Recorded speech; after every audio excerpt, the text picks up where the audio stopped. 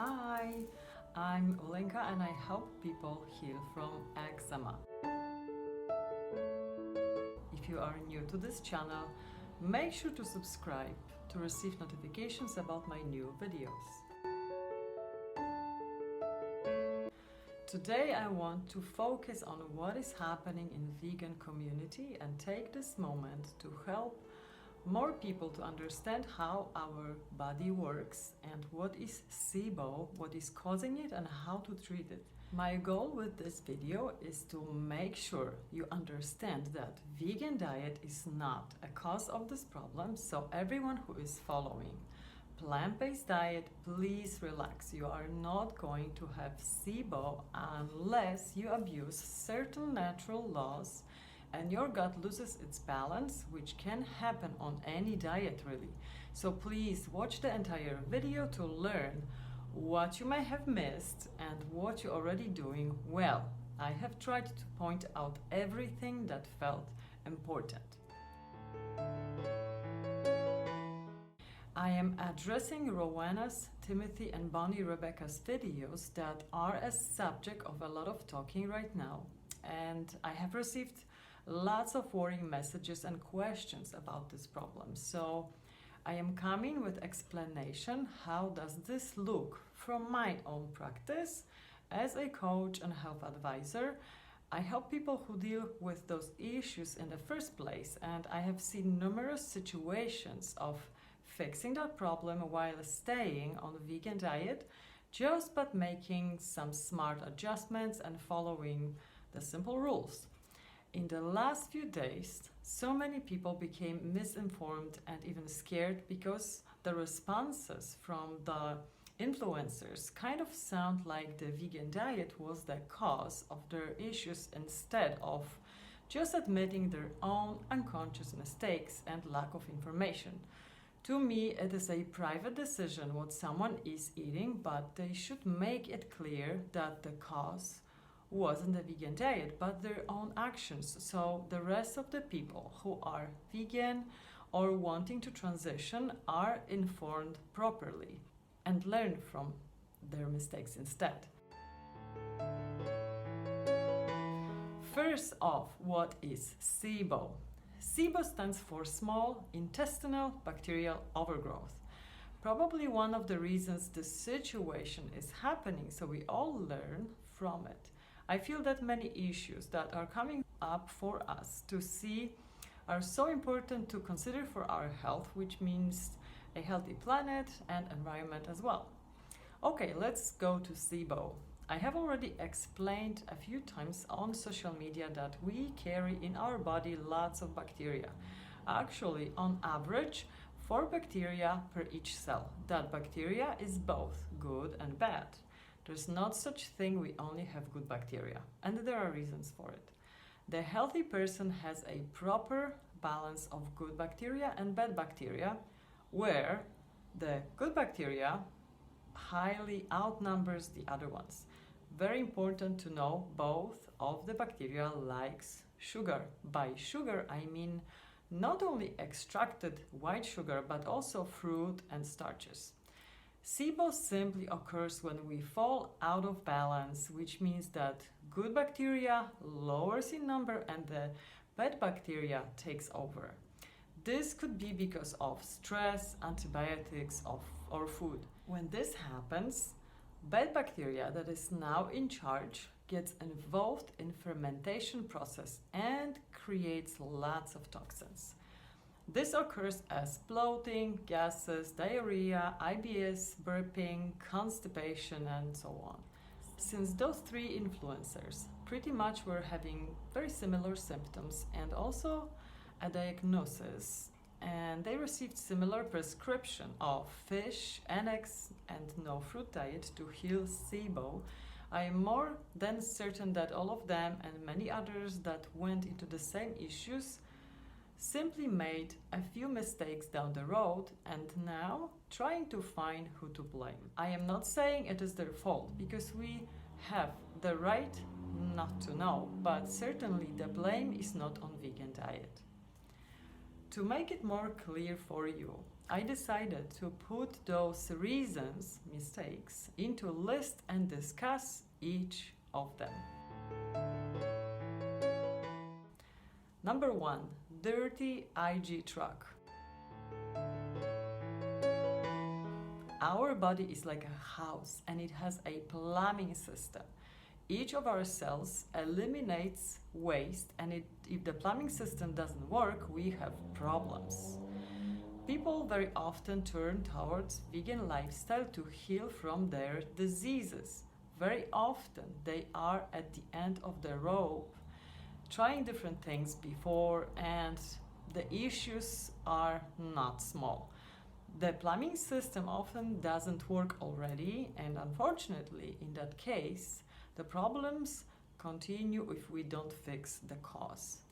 Without proper transition towards high raw vegan diet and cleaning our digestive system while attempting a high fruit diet, we can accidentally cause more problems because of fermentation process. It may happen when fruit is consumed in large amounts and mixed up with the remains of undigested matter. Fruit has strong detoxing potential because of water, fiber, and enzymes. It pulls things out of human tissues, so we have to be a little careful when attempting a fruit-based diet from far. Suddenly, we eat lots of fruit and it works just like a cleaning agent, moving our lymph faster, dissolving our problems. Fruit is highly detoxifying, especially when someone was used to a standard diet, and it will trigger an avalanche of detox. Body needs to prepare for it. Otherwise, the amount of toxins and mucus will block the organs of elimination, like kidney, the lymphatic system, our liver. That's why some people observe breakouts on the skin or other listed above symptoms and so much worsening in their body if they jump too quickly. We need vegetables first to clean up and time to prepare, and then fruit will be like a furniture in our new clean home. That's how my signature protocol Green Fix was created. While working with my clients at the beginning of their path to avoid or heal such situations. Number 2, food combining. It's so easy to break those fundamental rules, so critical when we are attempting high raw diet. Before, when we eat according to standard diet, our body is blocked from detoxing and it doesn't eliminate much, but it collects toxins instead, which is not good either. But when this happens slowly for years, we do not see it as a problem. We are getting used to it. We start to see the problem once we begin to fix it, just like an old car. Once we change one part, another breaks and another.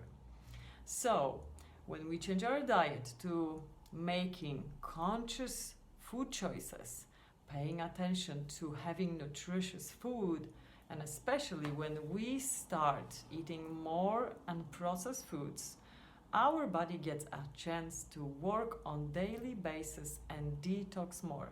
That means we have to be more mindful of proper food combining, which means how to put together a meal that will be digested properly.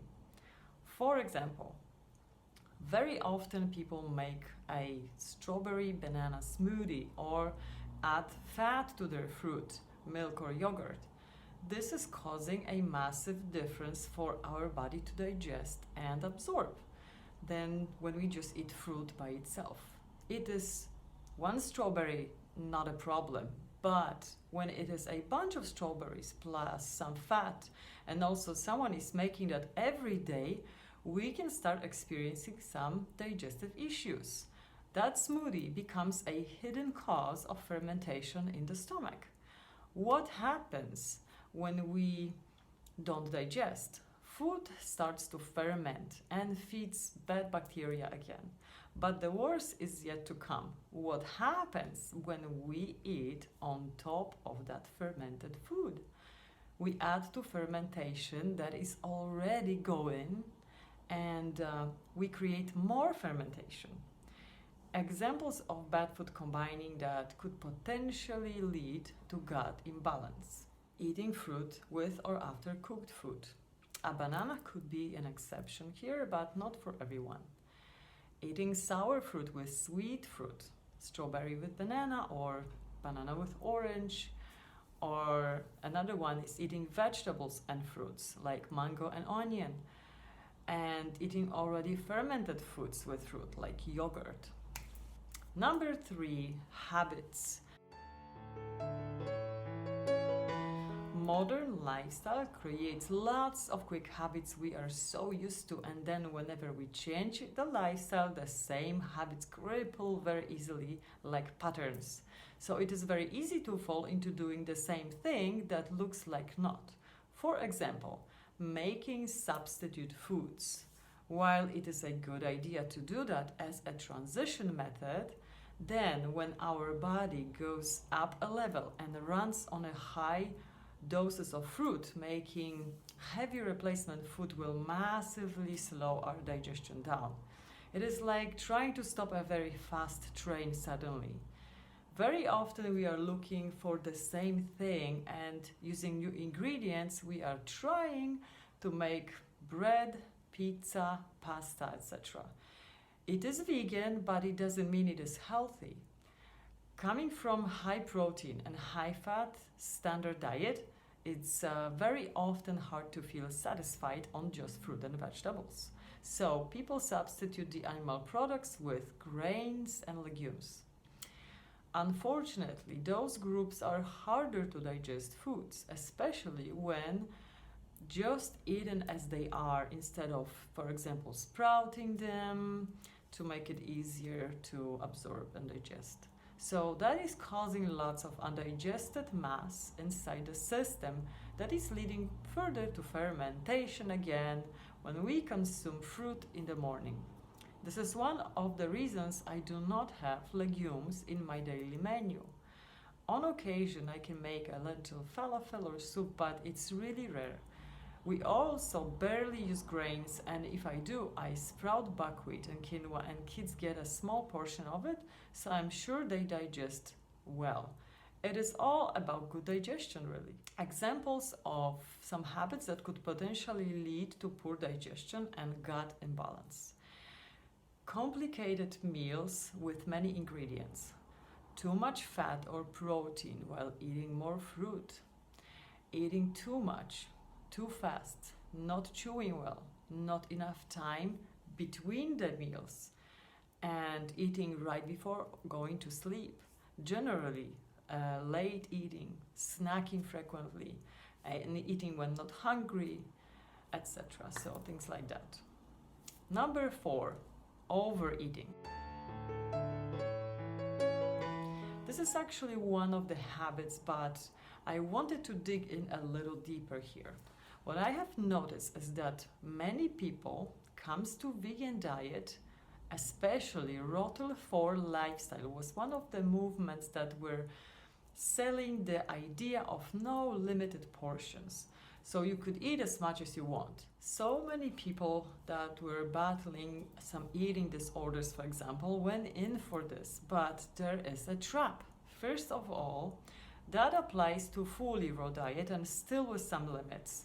If someone is very active, but really, I mean active every day on running, bicycle, hiking, working a lot physically, then Rotel 4 is fine, but not for an office worker who barely makes 3,000 steps per day.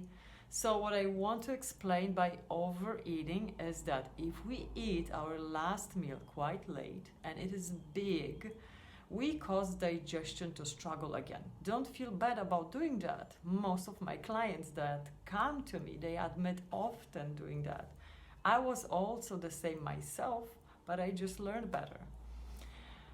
We are causing a very hard to overcome challenge for our digestive system. Some of the food will not be digested properly. there is a certain fire in our stomach, and when we put too much in it, the digestive fire will go down. Once we don't digest, again, digestion, all the fermentation occurs, and here we go again with bloating, gases, blah blah blah. Fermentation is a way of Mother Nature to deal with undigested food.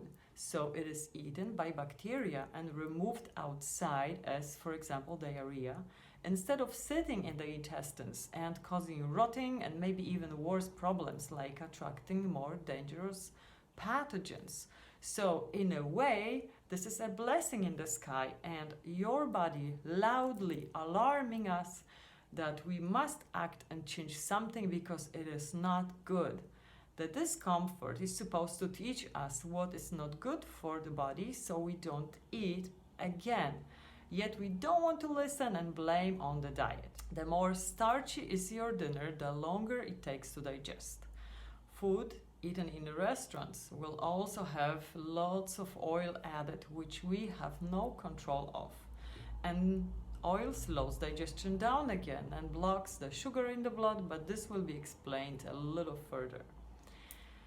Number 5, snacking. This is also a habit, but it deserves more explanation. Snacking has a purpose to deliver extra energy when we are running low and not having a chance to have a meal anytime soon. This could work, but very often we just snack out of boredom. I know, because I do that too. And what snacking does is that it interrupts the digestive process and our body has to start all over again. But also because some food was part digested and snack is often sweet, here we go again with fermentation. This is very easy to feed that bad bacteria and give them more powers. Is snacking bad? Not entirely, but its purpose is to back up the energy in critical situations, not to be the entertainment itself. So yes, for snack when you go for adventure in nature and move a lot, not having time or place to eat a meal, but no to snacks before meals or after meals or just because we feel like it.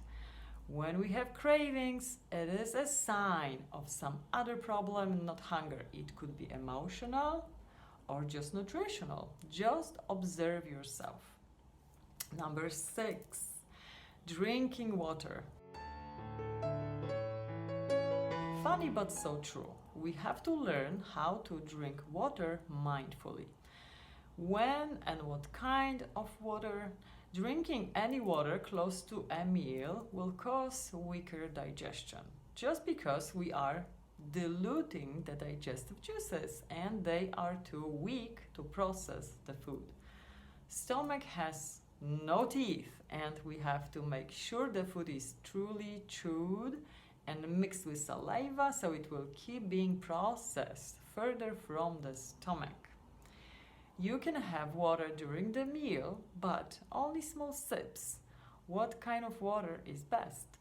The more natural, the better.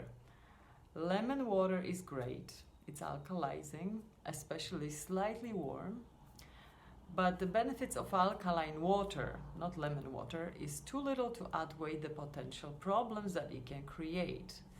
Alkalizing stomach, not such a good idea, while the inside of the stomach should be acidic, and the alkaline water neutralizes it and weakens digestion again. For alkalizing your body, use green juices, movement, sunshine, laughter, passionate things, self-love, and positive mindset. Number 7, stress. This should be number 1 for causing all illness that humankind is experiencing, or right next to the modern diet.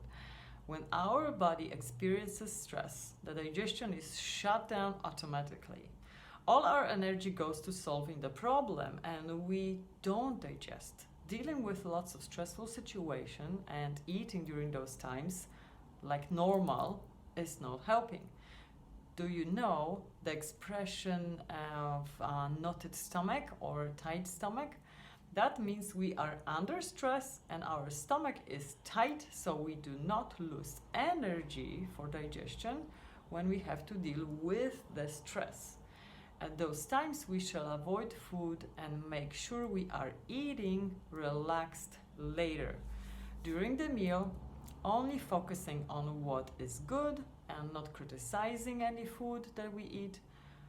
Don't eat, simply choosing only what we want to eat, what looks appetizing, eating with gratitude and focusing on chewing, not too much on conversation. It is simple, natural law of good digestion. Dog doesn't bark when he eats and also doesn't like to be interrupted. Animals just eat and don't scroll their phones or work or do anything when they eat. Stress is releasing harmful cortisol that is like an acid on the systems and it acts corrosive. It simply damages it. We can't completely avoid stress in our life, but what we can do is to balance it out with things that will neutralize it. So what neutralizes cortisol? Endorphins, dopamine, serotonin, and oxytocin, the happy hormones. How to make those in our body. When we do things we like and enjoy, those are produced naturally. So spend time outside in the sunshine, do your daily exercise, practice your hobby, hug your loved ones, practice positive attitude, be grateful for what you have today, remind yourself when you wished for it. Move your body, practice self-love, work on your relationships and self-improvement. Take responsibility for your own life. Stop blame and guilt. Number 8, stillness. One of the things our body is made for is movement. We have muscles, arms and legs shaped for moving, walking, running.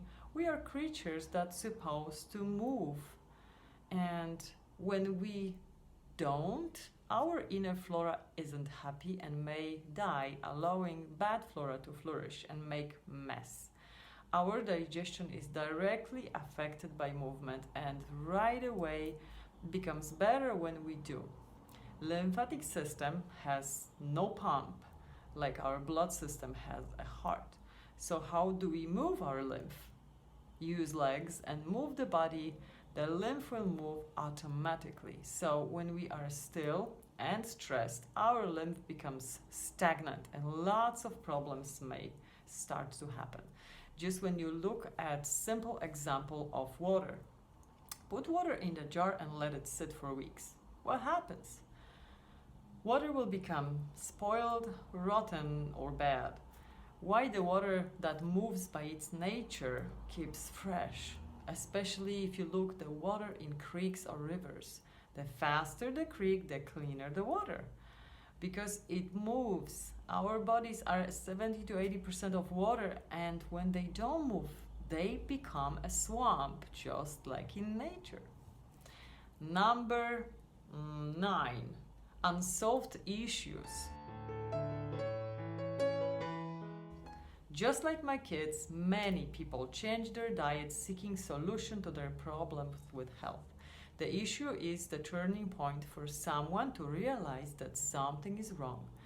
I have changed the diet several times with my kids before we have found the right way. But here is the thing that I observed and practiced.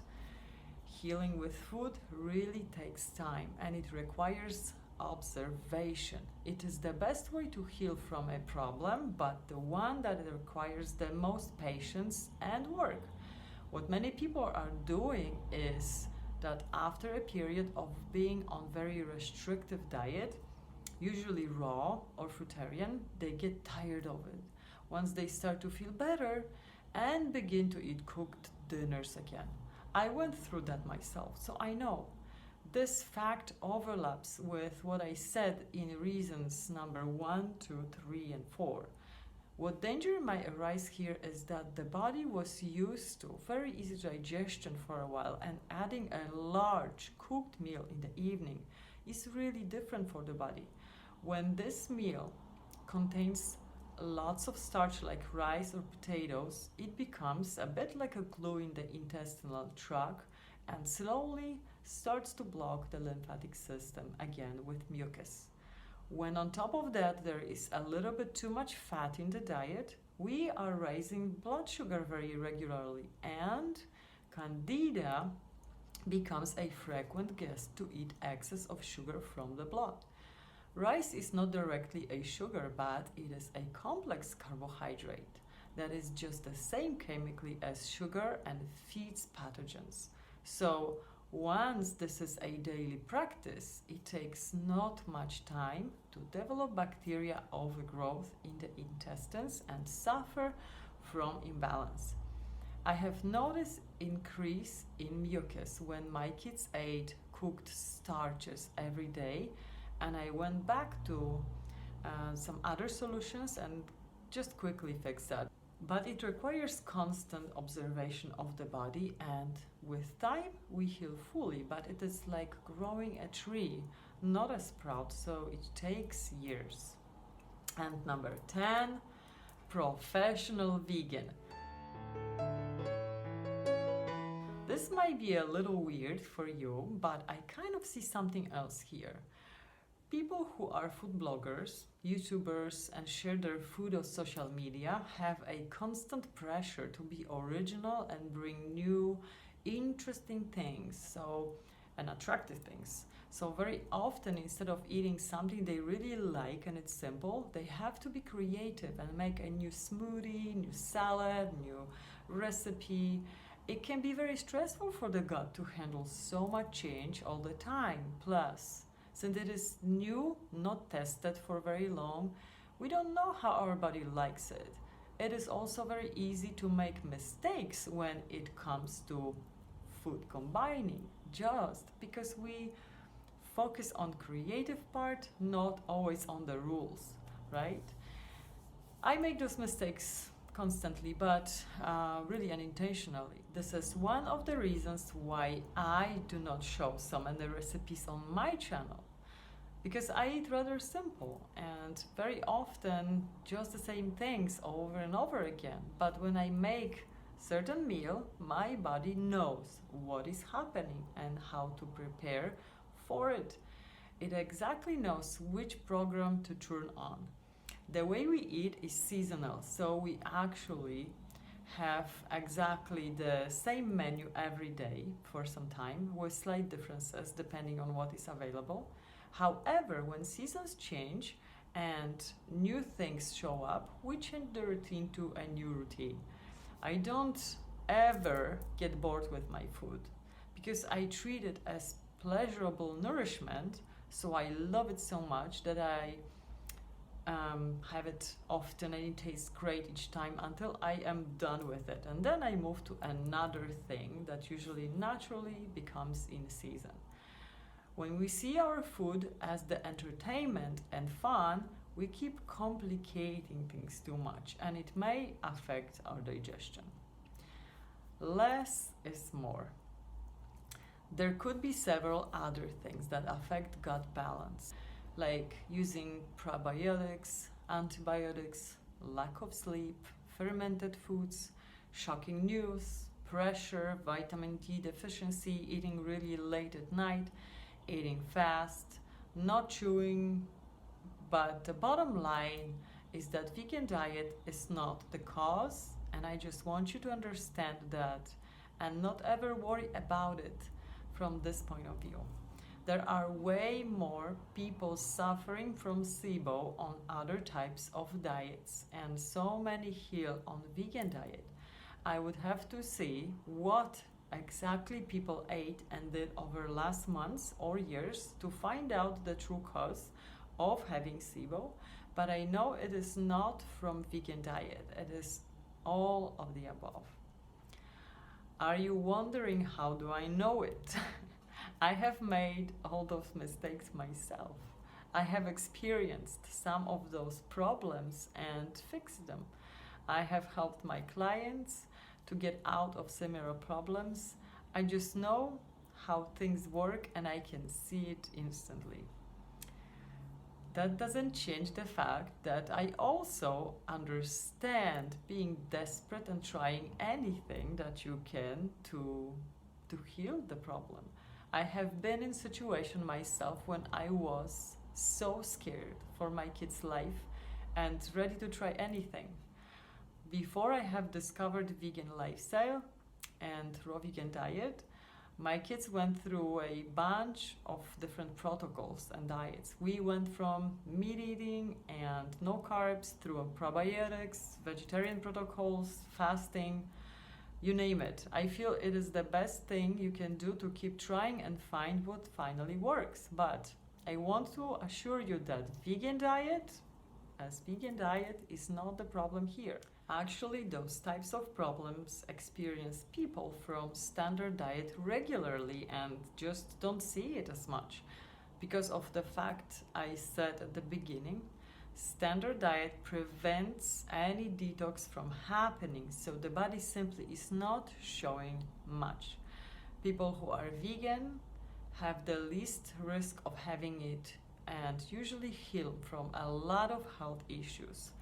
There are statistics to prove that.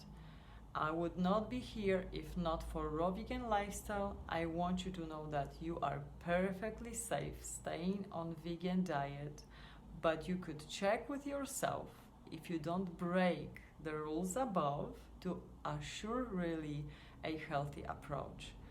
Have they known the reasons above and few other important rules that follow the law of nature, they would have fixed the problem at the start and never experienced that again. Thank you so much for watching this video. If you like what I shared here, please click a thumb up and maybe share for some people to learn from it and from those mistakes, because this is happening for a reason. Thank you for watching and I'll see you on the next one. Bye.